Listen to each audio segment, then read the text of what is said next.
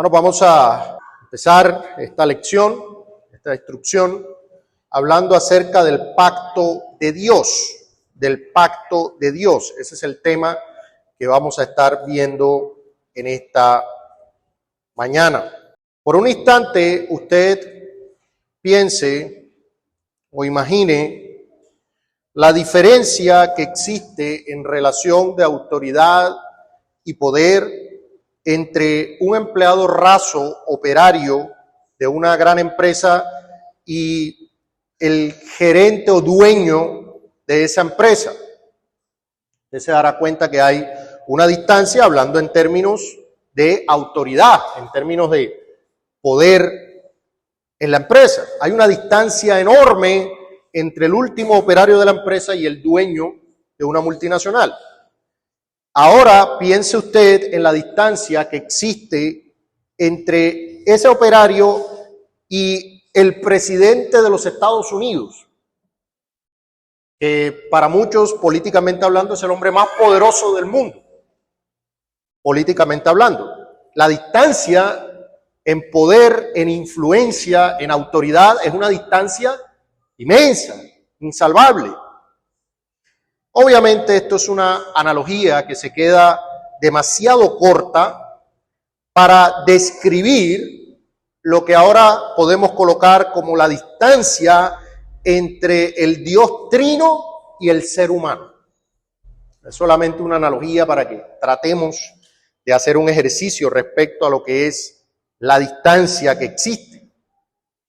Ahora, la distancia que existe entre Dios y el hombre es una distancia absolutamente inimaginable. O sea, no es una distancia que se puede medir, no es una distancia que nosotros podemos siquiera llegar a imaginar. Dios es el creador, nosotros somos criaturas. Dios es infinito, nosotros somos finitos. Dios es 3 veces santo y nosotros somos pecadores. ¿Cómo considera usted que es esa distancia?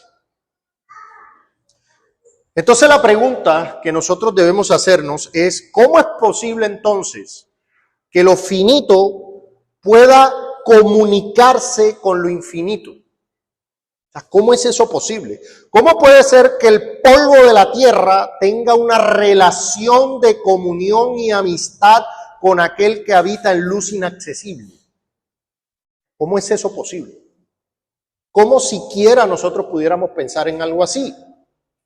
Bueno, la respuesta a esa pregunta, la respuesta de cómo criaturas finitas pueden tener una relación con el Dios infinito y 3 veces santo, la respuesta está en una sola palabra: condescendencia. Condescendencia. Dios, en su soberana libertad, decidió condescender para hablar con nosotros. No es porque Él necesitara algo de nosotros. Generalmente las relaciones humanas tienen su base y fundamento en esa necesidad de relación. Pero Dios es autosuficiente. Pero por su puro beneplácito, por su voluntad soberana, Dios decide condescender para relacionarse con el ser humano. No somos coiguales con Dios. Ese es el punto. Hay una distancia insalvable que solamente puede ser solucionada por Dios mismo. Si usted va a hablar con un niño muy pequeñito, ¿usted qué hace? Se agacha para tratar de llegar a donde él está y poderle hablar. Condesciende. Eso es lo que Dios ha hecho con el ser humano. Y esa condescendencia que Dios voluntariamente ha tenido para relacionarse con el ser humano, a Dios le agradó establecerla en forma de pacto. ¿Cómo ocurre esa condescendencia? En forma de pacto. Es decir, Dios ha hecho pacto. Esa condescendencia no está en el abstracto, no es de una forma individualizada sin ningún tipo de formalidad, no. Dios se relaciona por medio de pactos. Eso es lo que la Escritura nos enseña. El pacto es el puente que Dios construyó sobre el abismo de nuestra insignificancia y nuestra rebelión. O sea, esa distancia insalvable entre Dios y la criatura, Dios le hizo un puente, el pacto. El pacto. Así que vamos a hablar acerca de este tema del pacto. Este es un tema particularmente reformado. En teología se le llama la teología del pacto. Es decir, la relación entre Dios y la criatura en la reforma, en la teología reformada, es pactal. En otro tipo de teologías y en iglesias que no son reformadas, esa distancia no existe. Esa distancia es como que Dios se relaciona con los hombres de tú a tú y el hombre le debe algo, Dios le debe algo al hombre, y si el hombre hace esto, Dios está obligado a darle tal cosa. O sea, tienen una relación de tú a tú, o iguales. Ningún reformado bíblico va a pensar eso. No. Dios ha pactado, Dios ha condescendido en forma de pacto con los hombres. Es la única manera. Y este tema es tan importante, hermanos, que permítame decirle más. Para la iglesia, para los hermanos, para los creyentes y para los que no son creyentes, para los que nos visitan. Para aquellos que aún no se han rendido a Cristo en arrepentimiento y fe. Permítame decirle algo. Todos los seres humanos, creyentes o no, todos están en una relación de pacto con Dios. Todos los seres humanos. Usted que está sentado aquí, que me está escuchando, usted está en una relación de pacto con Dios. Es decir, que hay unos términos, hay unas condiciones. Cuando usted firma un contrato, ¿qué tiene un contrato? Términos y condiciones. ¿Sí? Usted se compromete a algo, la otra parte se compromete a algo, hay unos términos, hay unas sanciones, está la firma, hay unos elementos que constituyen ese contrato. Bueno, todo ser humano está en una relación de pacto. Todo ser humano. ¿Qué es un pacto? Vamos a definir primeramente. Estamos hablando de pacto y no vamos a presuponer que todos sabemos qué es un pacto en términos bíblicos, sobre todo porque esta palabra ha sido corrompida por la teología de la prosperidad y el movimiento neocarismático. O sea, es muy posible que del contexto de donde usted viene, usted escuche la palabra pacto y usted diga, uy, ya se puso interesante la cosa, ahora van a hablar de pacta con Dios, trae tu ofrenda, trae no sé qué. No, eso no tiene nada que ver con los pactos bíblicos. ¿Ok? Cuando el movimiento neocarismático habla de pactos, ellos están hablando de otra cosa que no está en la Biblia. Nosotros vamos a hablar de los pactos bíblicos, vamos a hablar del pacto en términos de la Escritura. Entonces, ¿qué es un pacto? Vamos a dar primero una definición muy sencilla, luego vamos a dar una definición un poquito más elaborada. Un pacto es una promesa que conlleva un juramento. Esa es la definición más sencilla que usted va a poder encontrar. Un pacto es una promesa que conlleva o que se le añade un juramento. A partir de ahí se comienzan a desarrollar otra serie de elementos. Las sanciones, las características, los signos, las señales, todo lo demás. Pero si usted entiende primeramente esta esencia de lo que es un pacto, usted ya tiene una idea clara de que es un pacto. Es una promesa, pero no es una promesa cualquiera. Permítame ponerle un ejemplo con una figura que podemos entender. Cuando usted está haciendo una transacción comercial, por ejemplo, usted va a comprar una casa o va a comprar un terreno o va a comprar algo, existe algo que se llama la promesa de compraventa. Hay una promesa, ¿sí? Usted se compromete a que efectivamente va a hacer esa operación. Entonces, una cosa es usted palabrear un terreno, una casa, un bien, otra cosa es firmar una promesa de compraventa. O sea, ya ahí son dos cosas diferentes. Pero permítame ponerlo en otro ejemplo todavía más familiar. El pacto matrimonial. Entonces, fíjense que nosotros, cuando hablamos de la teología del pacto, las personas se complican. Uy, no, qué tema teológico tan tremendo, tan difícil, tan profundo, y nosotros constantemente vivimos haciendo pactos. Usted hace pactos todo el tiempo. Usted firma un contrato, es un pacto. ¿Por qué?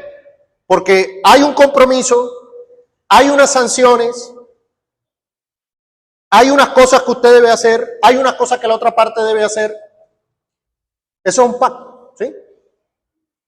Es que ya usted no palabreó, no prometió, es que le añadimos un juramento, vamos a cumplirlo.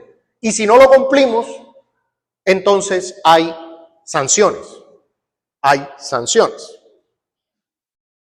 Entonces, en el pacto matrimonial, te promete, hace unos votos, ¿cierto? Los casados, ¿usted recuerda cuando usted hizo esos votos? ¿Ya? Y esos juramentos, usted jura estar con esta mujer en la salud, en la enfermedad, en tal, ¿y usted qué decía? De pronto, tal vez, no, usted decía, acepto, sí, usted se comprometía. ¿Y usted qué hizo? Usted firmó unos documentos. Y esa promesa jurada, además de eso, tiene algo que se le llaman los signos o señales. Cuando usted se casó, ¿qué ocurrió? Hubo un intercambio de ¿qué? De sortijas. O sea, cuando usted ve la sortija, esto es una señal. Cuando una mujer ve al hombre y le ve el anillo, ¿qué piensa? Está casado, no está disponible. Obviamente, la mujer pecadora pensará otra cosa. Pero, ¿qué se piensa? O sea, ¿qué se sabe? ¿Qué indica? ¿Qué señala el anillo? Que ese hombre está en una relación de pacto. Entonces, cuando usted ve en la Biblia que se hacían pactos, es que usted va a ver una serie de cosas, de señales, de sellos, que decían, pactaron. Se tomaban animales, se sacrificaban, se ponían las partes, pasaban por en medio de ellas, la sangre, tal. O sea, habían cosas que usted decía, caramba, pero ¿para qué todo eso? ¿No? Era la seriedad del pacto. La seriedad del pacto. ¿Sí?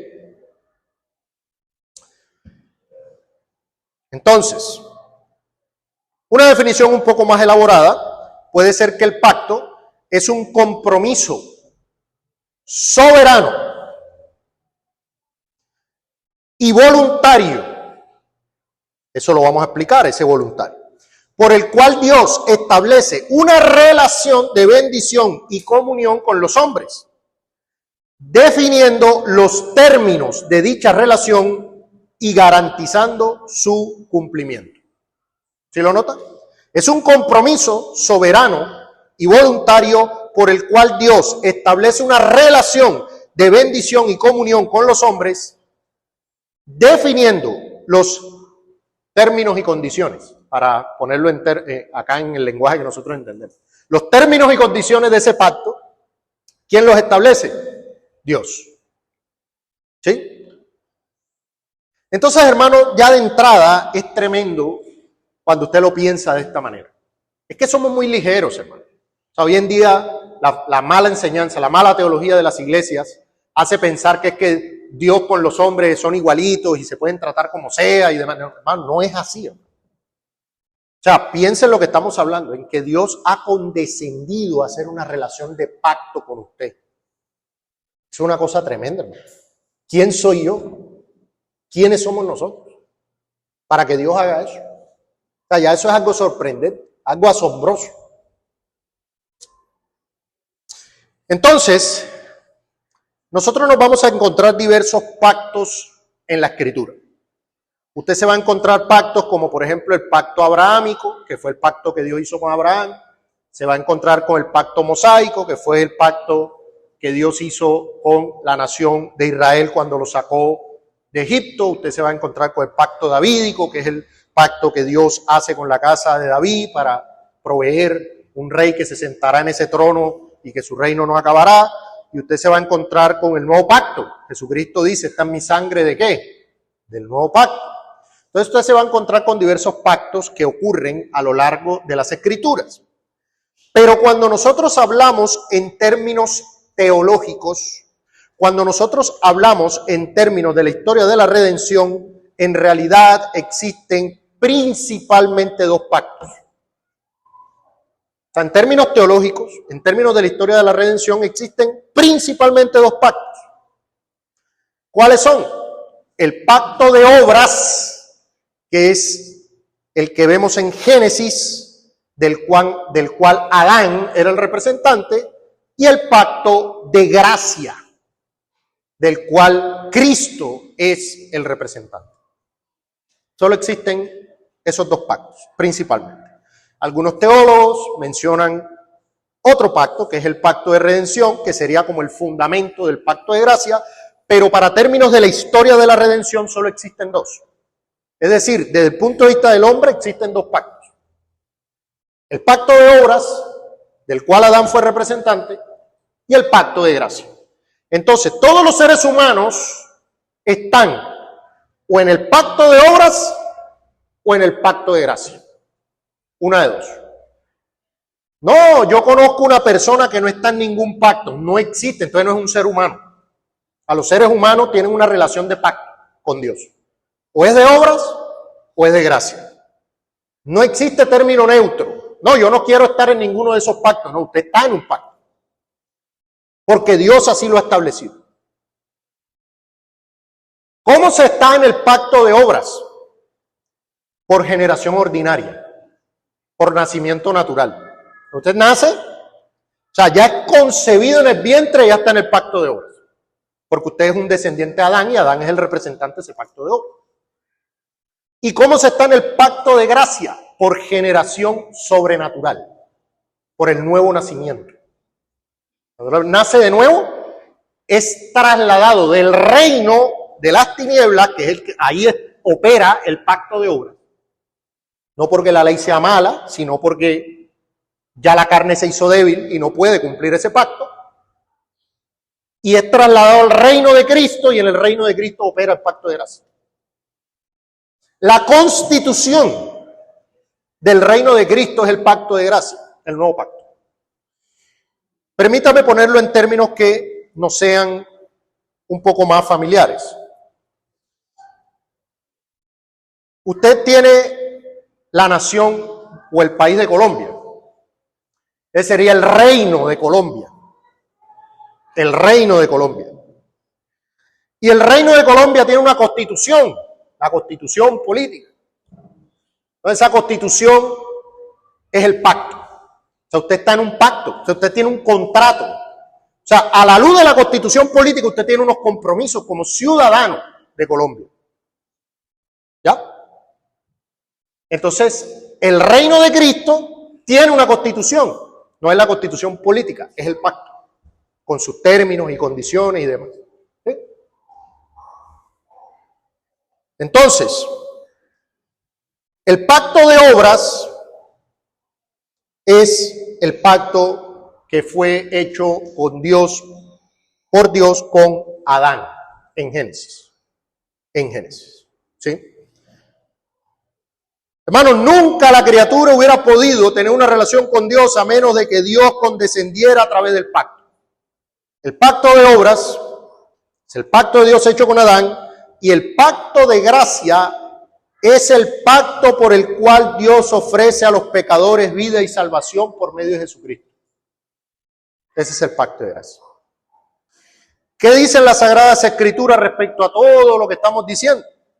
Pues en primer lugar, que ni si usted fuera sin pecado, podría lograr o merecer la vida de parte de Dios si no fuera por la condescendencia de Dios. ¿Qué dice en Lucas 17:10? El Señor Jesucristo dice, así también vosotros, cuando hayáis hecho todo lo que os ha sido ordenado, ya merecen de parte de Dios. No, lo que el Señor dice es lo siguiente. Cuando hayáis hecho todo lo que os ha sido ordenado, decid, siervos inútiles somos, porque lo que debíamos hacer, hicimos. Hermano, este texto establece un principio. La criatura nunca puede hacer que Dios le deba algo. La criatura nunca puede hacer que Dios le deba algo. Hermano, ¿cómo funciona la mente del ser humano? Si yo hago esto, Dios me da esto. Pero ¿qué está diciendo el Señor Jesucristo aquí? Cuando ustedes hagan todo lo que tenían que hacer, cuando ustedes hagan todo lo que les fue mandado, ¿qué deben decir? Siervos inútiles somos. Incluso en el estado de perfección, como el de Adán antes de la caída, la obediencia era una deuda natural. Ojo con esto. La obediencia de la criatura es una deuda natural con su creador, por su creador ser su creador. No merece nada la criatura, incluso sin pecado. ¿Sí? Dios no debía el pago de la vida eterna a Adán, sino que requirió un pacto para otorgársela. No, Adán es sin pecado, entonces merece la vida. No. Haz esto y vivirás. ¿Sí? Establece un pacto con él. Lo prueba para otorgar la recompensa. Hay tal distancia entre Dios y la criatura que la criatura no puede merecer nada de Dios. Si Dios otorga algo a la criatura, ojo con esto, si Dios otorga algo a la criatura es por vía del pacto y la promesa. O sea, ningún ser humano obtiene nada de Dios si no es por el pacto. Entonces, ¿qué pasó? Que Dios puso los términos y condiciones en Edén. El pacto de obras. ¿Por qué se le llama de obras? Porque un pacto de obras es, haz esto y vivirás. Por eso es de obras. O sea, yo debo hacer algo para obtener la recompensa. ¿Sí? Es lo que los teólogos le llaman la materia del pacto. O sea, el pacto es de obras o es de gracia. En el de obras yo tengo que hacer algo. En el de gracia solo debo recibir la promesa. ¿Sí lo notan? Esa es la diferencia. Entonces, ¿qué pasó con los términos y condiciones del pacto de obras? ¿Qué hizo Adán? Incumplió los términos y condiciones y le embargaron la cuenta. ¿Qué pasa cuando usted le incumple los términos y condiciones a un banco de un pacto que hizo? Me comprometo a pagar esta cuota, el banco se compromete a darme este préstamo y cuando yo incumplo, ¿qué hace el banco? Me embarga la cuenta. Entonces, Adán incumplió los términos del pacto y quedó en bancarrota, fue embargado, ¿sí? Se le acreditó a su cuenta el pecado, la culpa, la condenación. ¿Sí? Quedó en una deuda impagable ante Dios. Y además de eso, pues se trajo la corrupción de la naturaleza. Y de ahí en adelante, todos los seres humanos que descienden de él por generación ordinaria traen la misma deuda. ¿Sí? Yo le hago una pregunta. ¿Las deudas mueren con la persona? ¿Qué se ha dado cuenta usted que pasa en la práctica? Una persona tiene una deuda impagable inmensa y muere, ¿quién la asume? el que sigue. Bueno, lo mismo. ¿Sí? Toda la descendencia de Adán tiene esa deuda y está bajo ese pacto. Entonces, ¿qué pasa? Que ahí es donde viene un tema clave. Ok, Adán tenía que obedecer y recibía las bendiciones. No lo hizo, se trajo la culpa, pero también se trajo la corrupción de la naturaleza. El ser humano siguiente nace bajo el pacto de obras. Debe obedecer para poder traer las bendiciones. Pero la pregunta es, ¿ese siguiente ser humano está en la misma condición que Adán? Es decir, sin pecado. No, ya este viene corrupto. Entonces no puede. O sea, ya la naturaleza se hizo inútil. O sea, el pacto de obras se hizo inútil para salvar. No por causa de que la ley de Dios sea mala. Eso es lo que explica Pablo en Romanos. No que el mandamiento es santo, es justo, es bueno. Haz esto y vivirás. Pero el pacto se hizo inútil para salvar por causa de la naturaleza corrupta del hombre. O sea, ya la carne no puede cumplir ese pacto. Y por eso es que en Génesis 3:15 encontramos lo siguiente. Vamos a Génesis 3:15. Génesis 3:15, y pondré enemistad entre ti y la mujer. Está hablándole a Satanás. Y entre tu simiente y la simiente suya. Esta te herirá en la cabeza y tú le herirás en el calcañar. Este texto es lo que se ha conocido comúnmente como el protoevangelio. Tras el fracaso del hombre de cumplir el pacto de obras, Dios interviene, pero interviene con una implicación de pacto. O sea, Dios hace ¿qué? Una promesa. O sea, en Génesis 3:15, ¿qué hace el Señor? Promete, ¿sí? Se anuncia que la salvación vendrá por un redentor. Y esa promesa que está ahí en Génesis 3:15 es la esencia del pacto de gracia. No es el pacto de gracia, es una promesa, pero es la esencia del pacto. Es el pacto prometido, como lo dice en nuestras confesiones. Decía el pastor John Bunyan, este primer anuncio del Evangelio en el paraíso fue el fundamento de todo el consuelo que los padres disfrutaron antes de la venida de Cristo. El pacto prometido, el Salvador prometido, el Rey prometido, el reino prometido. Todo está ahí, la esencia de todo. Ahora bien, ante el fracaso del pacto de obras por parte de Adán, entonces Dios promete un nuevo pacto. Ese nuevo pacto es lo que llamamos o conocemos como el pacto de gracia, ¿sí? El pacto de gracia. Y es un pacto que ya no es como el primer pacto. Es un pacto que ya no es de obras.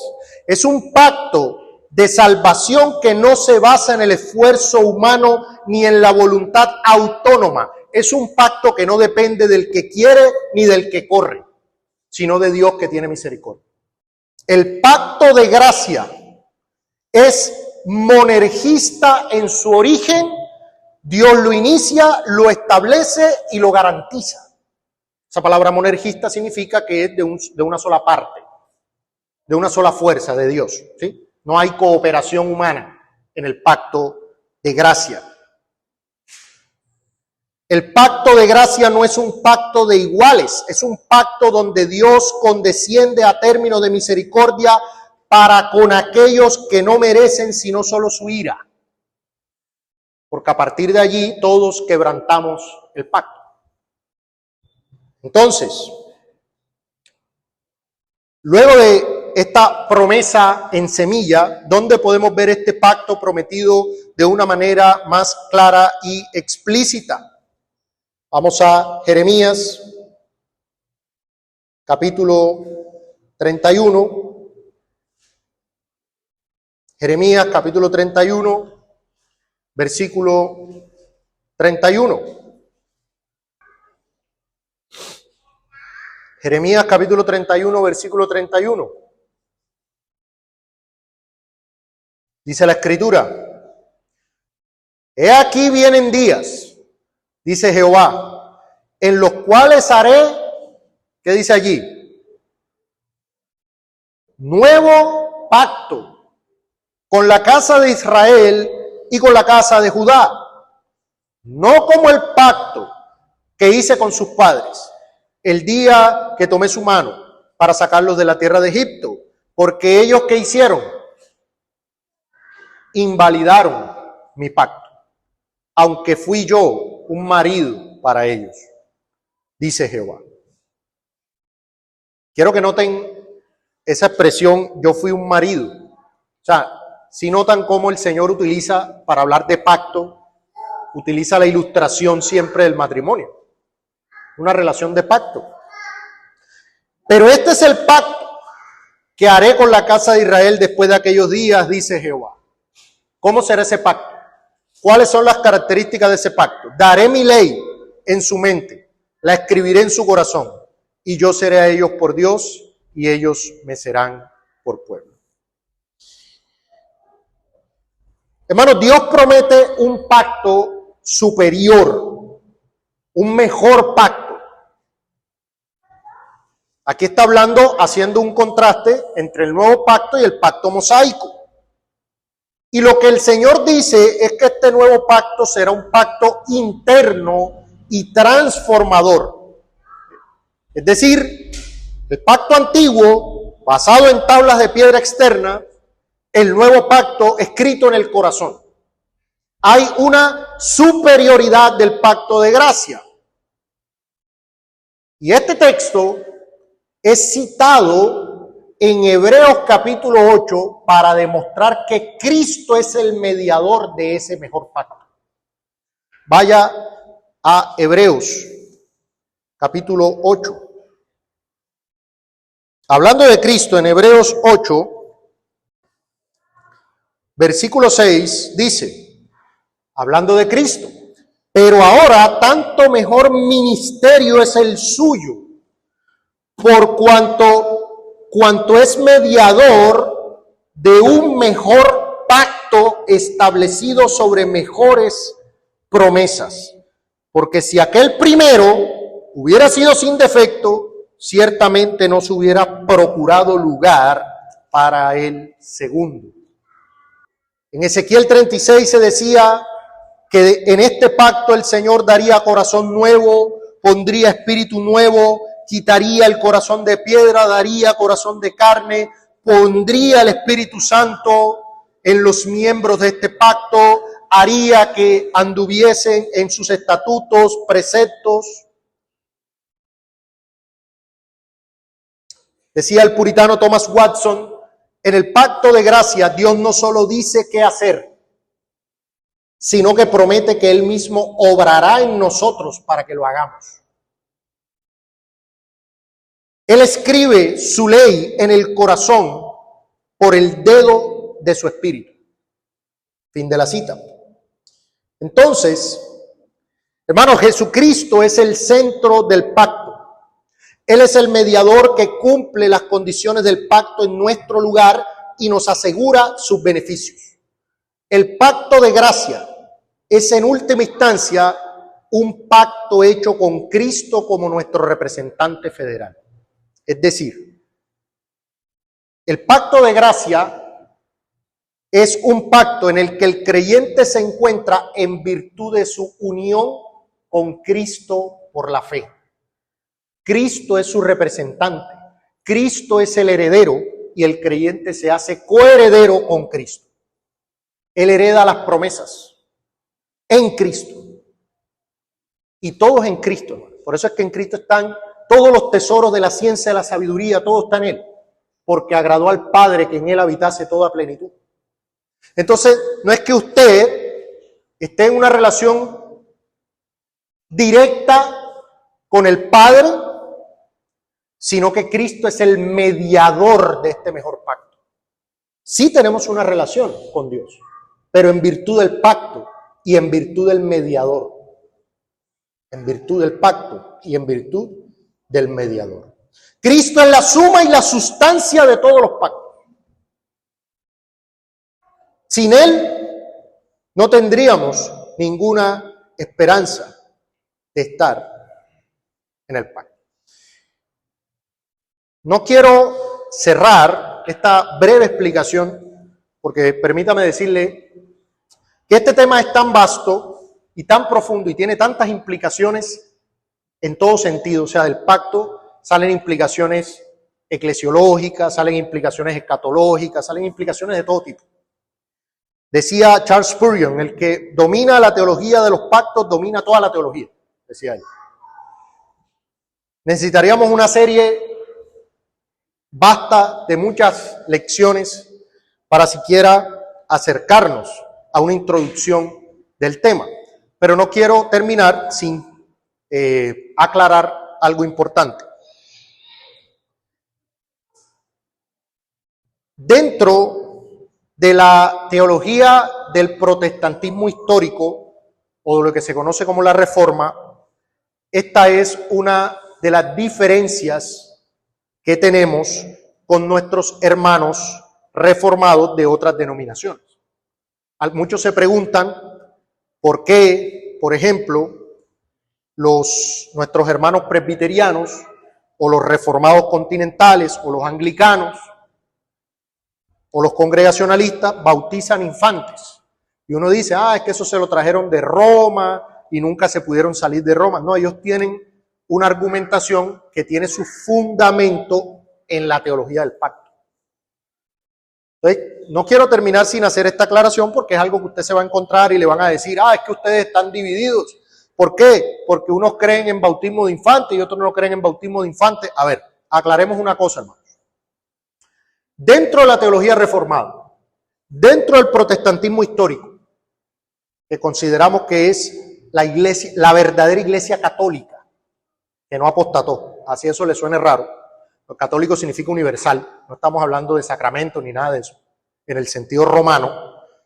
La iglesia católica que siguió la línea de la preservación del evangelio bíblico y de la palabra de Dios es la iglesia reformada. La institución romana apostató y consumó esa apostasía en Trento. Dentro de la teología reformada, todas las denominaciones son credo-bautistas. Ojo con lo que estoy diciendo. Todas las denominaciones protestantes históricas reformadas son credo-bautistas, es decir, bautizan creyentes. Lo que pasa es que hay algunas denominaciones que no son exclusivos credo-bautistas como nosotros. O sea, nosotros solo bautizamos creyentes. Ellos bautizan creyentes, pero bautizan a los hijos de los creyentes. Es decir, son credo-bautistas también, pero no son exclusivos credo-bautistas. Esta diferencia se fundamenta en la comprensión de la teología del pacto. Es decir, presbiterianos, reformados, de otras líneas y los bautistas reformados tenemos diferencia en la comprensión de la teología del pacto. ¿Qué es lo que ellos entienden? Que los pactos históricos que vemos en la Biblia, como el abrahámico, el mosaico y el davídico, con especial énfasis en el abrahámico, son el pacto de gracia. O sea, la esencia es la misma, son lo mismo. Lo único que cambia es la forma externa. Entonces ellos razonan si en el pacto de Abraham, que es el pacto de gracia, se circuncidaban niños, entonces ahora ¿por qué no vamos a bautizar infantes? O sea, ellos trasladan la forma del antiguo pacto al nuevo. ¿Qué es lo que nosotros entendemos como bautistas?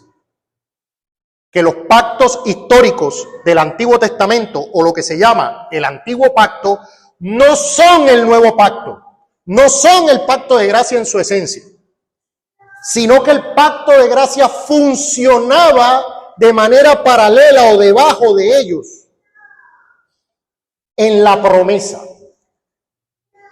Es decir, ellos dicen un pacto, diferentes administraciones, pero es lo mismo. Nosotros decimos un pacto prometido y establecido en la sangre de Cristo.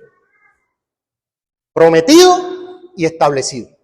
Es decir, el pacto con Abraham era un pacto típico, temporal, histórico, tenía sus propias promesas, tenía sus propias condiciones, o dónde está la tierra física para nosotros.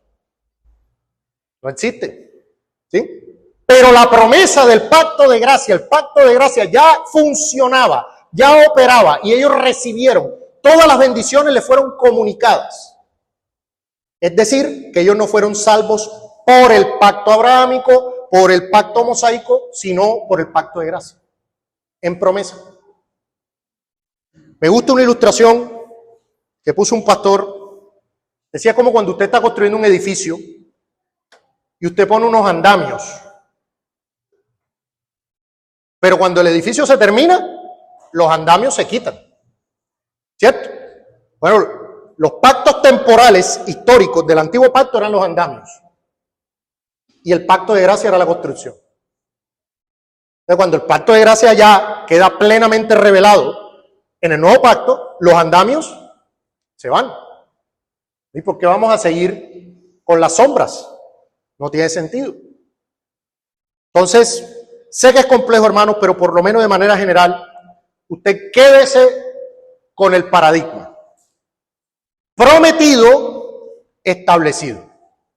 Prometido, establecido. ¿Dónde se estableció el pacto de gracia? En la sangre de Cristo.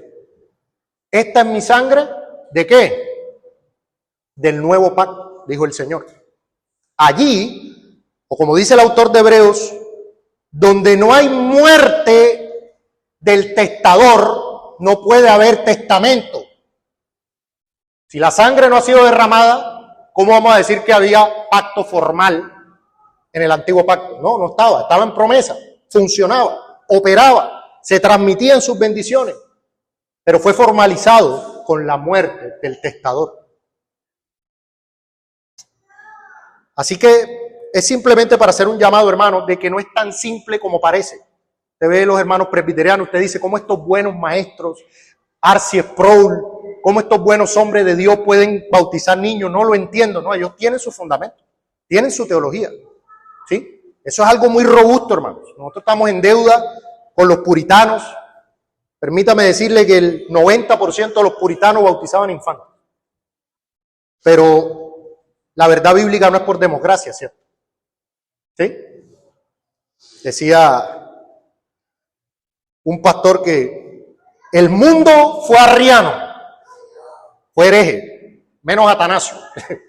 Obviamente es una hipérbole porque habían otros hermanos que no abrazaron la herejía arriana, pero eran mayoría. ¿Sí? ¿Y tenían la verdad? No tenían la verdad. Entonces, espero, hermanos, que hayamos quedado con una idea, por lo menos general, acerca de lo que es el pacto de Dios y lo que esto implica.